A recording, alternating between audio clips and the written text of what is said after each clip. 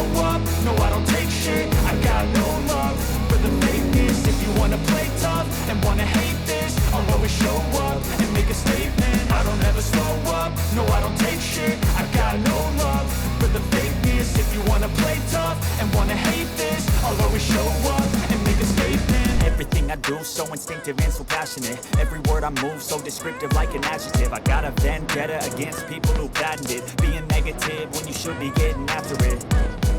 I got facts over tracks, this and that, spitting slow, spitting fast, I could roast, I could gas, I got ચાંદખેડાના અંદર તમે જો ઘર શોધી રહ્યા એ પણ 3 BHK અને એ પણ સૌથી સસ્તું, તો આ પ્રોજેક્ટ તમારા માટે બેસ્ટ છે.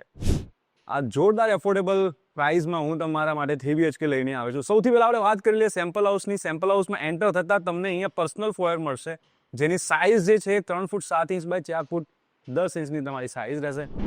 તો સૌથી પહેલાં સેમ્પલ હાઉસમાં એન્ટર થતાં તમને લિવિંગ રૂમ જોવા મળતું હશે, જેની જે સાઇઝ જે છે એ છે 11 ફૂટ બાય 14 ફૂટ 4.5 ઇંચનું તમારું આ લિવિંગ રૂમ આવી જશે. ડ્રોઈંગ રૂમ આવી જશે. સરસ મજાનું એલ ટાઈપનું સોફા અરેન્જ કરી શકો છો. પ્લસ અહીંયા સામે તમારો ટીવી કેબિનેટ આવી જશે.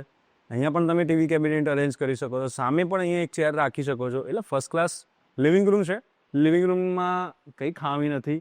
હવે વાત કરી લઈએ કિચનની. તો મિત્રો કિચન અને ડાઇનિંગ એરિયાની વાત કરીએ તો કિચન અને ડાઇનિંગ એરિયાની જે સાઇઝ જે છે એ છે 8 ફૂટ 6 ઇંચ બાય 13 ફૂટ 7.5 ઇંચનું તમારું કિચન અને ડાઇનિંગ રહેશે.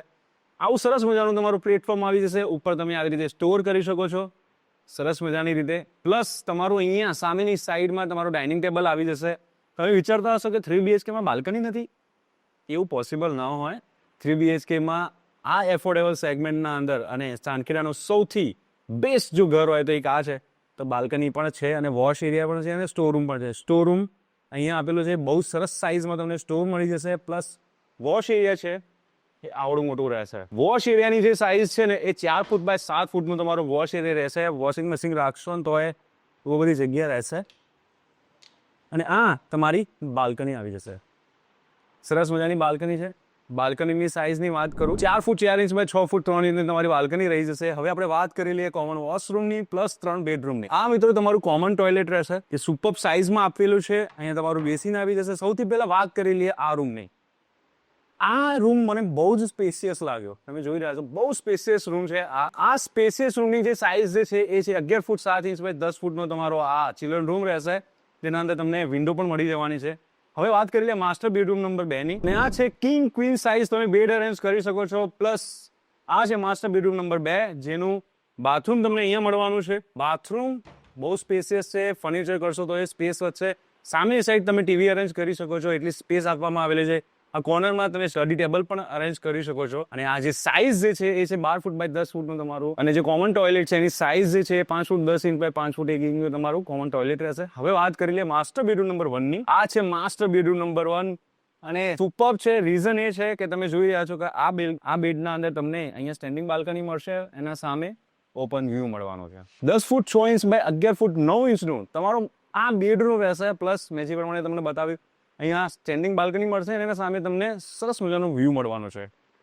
અહીંયા તમારું અટેચ ટોયલેટ આવી જશે. ટોયલેટની સાઇઝ સુપર છે.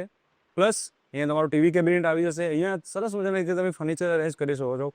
આ પ્રોજેક્ટનું નામ જાણવા માટે અમને કમેન્ટ કરો. આના જેવી બેસ્ટ ડીલ તમને ક્યાંય નહીં મળે. સાચું કહું છું ચાંદખેડા એરિયામાં. પ્લસ આ પ્રોજેક્ટમાં શું ખાસ વાત એ છે એ પણ હું તમને કહી દઉં. આ પ્રોજેક્ટમાં તમને ટોટલ 2 બ્લોક મળવાના છે. એટલે એક ફ્લોર પર માત્ર 4 યુનિટ. ફોયર કોમન ફોયર બહુ મોટું છે.